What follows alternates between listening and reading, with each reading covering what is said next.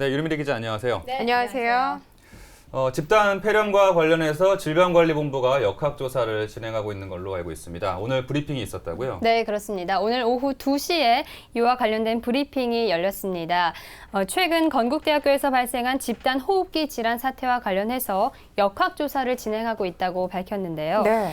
환자 50명과 함께 생활하는 87명 중 발열이나 이 호흡기 이상의 증상을 보이는 사례는 없고 학생이나 교수뿐만 아니라 이 건물을 이용했던 용역 직원이라든지 다른 단과대학 학생들까지 총 1,664명에 대한 모니터링이 이루어지고 있다고 밝혔습니다. 네, 질병에 관한 거라서 빨리 좀 조속히 해결이 됐으면 좋겠는데 현재 말씀해 주신 환자 50명은 그렇다면 어떤 증상을 보이고 있나요? 네, 처음에는 열이 나고 근육통을 호소하는 부분들이 있었습니다. 하지만 현재는 공통적으로 이 급성 비정형 폐렴 증상을 보이고 있는데요. 네. 즉 다시 말하면 바이러스로 인한 폐렴 증상을 호소하고 있습니다.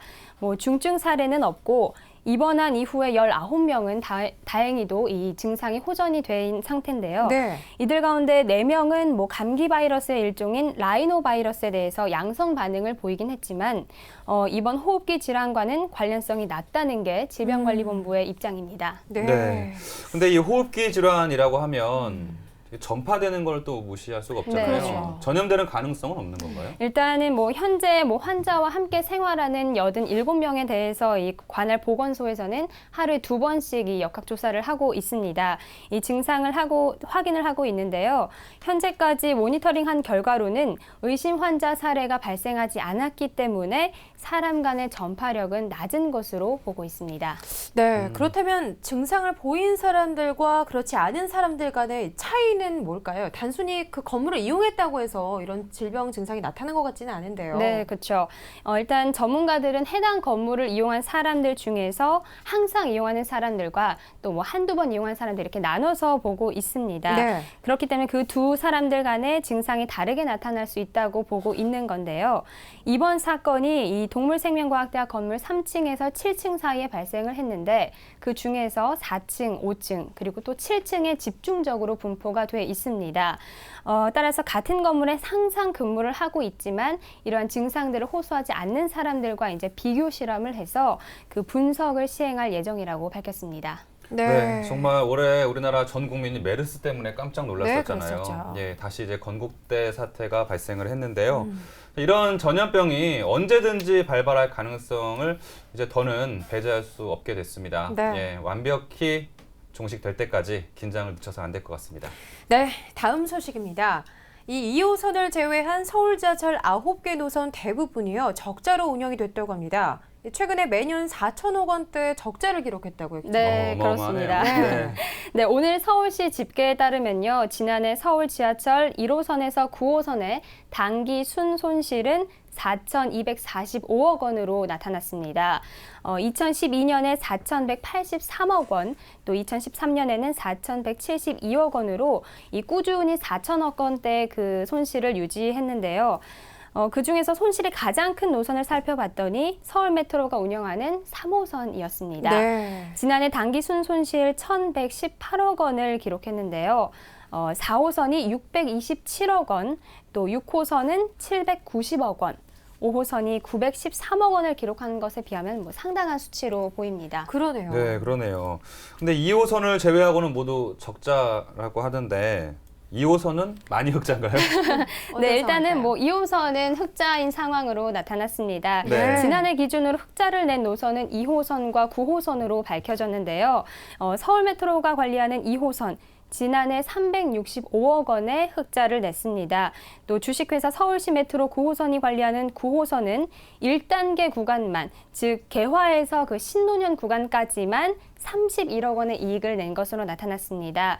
하지만 9호선 같은 경우에는 이 매년 이 흑자와 적자가 막 엎치락 뒤치락 하는 상황이어서 꾸준하게 흑자를 내고 있다라고 보긴 어렵고 2호선만 꾸준히 흑자인 것으로 나타났습니다. 네, 네. 그렇다면 방금 말씀해 주셨듯이 지난해까지 상황은 이랬고 그렇다면 올해는 어떤 상황일까요? 네, 현재까지 1월에서 7월의 그 통계를 보면요. 총 1,602억 원의 적자가 난 것으로 보입니다. 네, 여전히 적자네요. 근데 이렇게 계속 적자가 나는 이유가 뭔가요? 일단은 뭐 서울시 측에서는 그 65세 이상 어르신들의 무임 수송을 가장 큰 원인으로 꼽았습니다. 네. 일단 서울 지하철 단기 순손실의 68%는 이 무임 수송에 따른 것으로 파악을 하고 있는데요. 서울시 관계자는 뭐 지하철 경영 개선을 위해 노력을 하고 있지만 뭐 한계가 있다. 또 뭐 어르신들의 무임 수송은 국가에서 시행하는 정책인데 이 코레일 같은 경우는 국가에서 지원금을 주기 때문에 그런 것이 조금 완화가 되지만 그런 것들의 형평성을 좀 고려해서 서울시에서도 손실액의 일부를 좀 지원을 해줘야 되는 게 아닌가라는 입장을 밝혔습니다. 네, 그런데요. 가장 적자가 많이 난 3호선의 경우를 보면 적자가 1,118억 원입니다. 이 모든 것을 지금 원인을 어르신들의 무임 수송이라고 하기에는 조금 무리가 있어 보이는데요. 그렇죠. 좀 약간 일각에서는 뭐 적자의 이유가 단순히 뭐 어르신들의 무임 수송이겠거니라고 생각하기엔 좀 무책임하지 않냐라는 그런 네. 의견도 있습니다. 뭐 서울시 정책이라든지 뭐 지하철 공사의 경영 문제라든지 뭐 다양한 이유가 있을 수 있는데 단순히 뭐 무임승차 때문이다라고 꼽기에는 좀 무책임한다라는 그런 입장이 있는 거죠. 네. 네, 어차피 뭐 지하철 한 번 움직이는데 무임승차는 10명이 됐든 100명이 됐든 어쨌든 지하철을 한 번 움직이는 거잖아요. 네. 예, 그렇게 생각하면은 이 적자를 단순히 무임승차에 떠맡기기는 좀 무리가 있지 않나라는 어렵죠. 생각이 듭니다. 네. 지난 6월 27일이었죠. 요금을 200원 인상했는데도 불구하고 적자가 지속되고 있는 상황이라 좀 뭔가 조속한 대책이 좀 필요해 보입니다. 네. 네. 자, 다음 소식 전해드리겠습니다. 좀 비양심적이고 다소 황당한 사고 같은데요. 레미콘 공장에서 한강에 폐수를 무단으로 방류했다는 소식입니다. 네, 그렇습니다. 서울 성동구는 삼표산업, 이 성수동 공장이 비밀 배출구를 통해서 폐수를 무단 방류하는 현장을 적발해서 행정 조치를 했다고 밝혔습니다. 네. 네, 성동구는 지난달 27일 오전 9시쯤인데요. 이 환경 오염 물질을 배출한 업소인 삼표 레미콘 공장에서 그 물을 한 곳에 모아두는 큰 통에 있는 물이 그 폐수가 수질 오염 방지 시설로 유입이 돼서 정화 과정을 거쳐야 하는데 네. 그렇지 않고 따로 비밀 배출구를 통해서 아. 그 폐수의 일부가 하천으로 흘러가는 것을 확인했다고 밝혔습니다. 가만히 보면 이 한강에 폐수를 무단으로 방류하는 사고가 꽤 자주 있어요. 네. 예, 너무 법적인 조치가 약해서 이 사람들이 좀 만만히 보고 그러는 게 아닌가 싶은데 이렇게 폐수를 무단으로 배출하면 어떻게 되는 건가요? 일단은 뭐 가장 큰 문제는 상수원을 문제를 꼽을 수가 있죠. 일단 시민들의 건강에 위협을 받을 수 있는 부분이 있고요. 아, 물론이고요. 또 네. 그와 관련해서 생태계 문제도 초래를 하게 됩니다.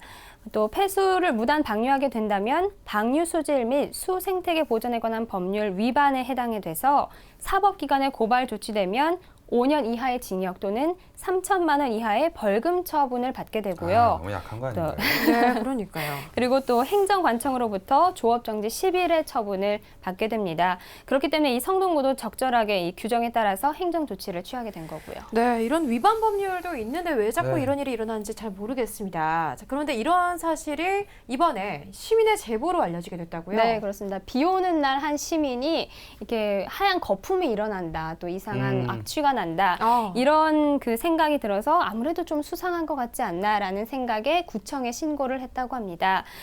민원을 받고 현장에 출동을 해보니까 하수구에서 중랑천으로 흘러들어가는 그 오수를 직접 확인을 했다고 하는데요.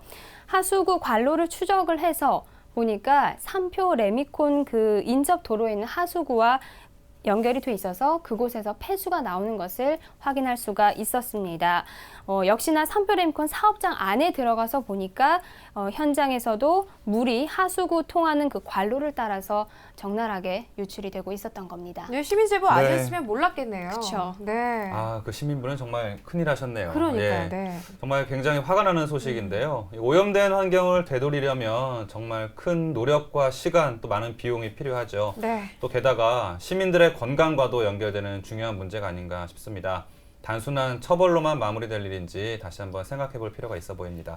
네, 지금까지 류미리 기자와 수도권 이슈 브리핑 함께했습니다. 류미리 기자 고맙습니다. 네, 고맙습니다.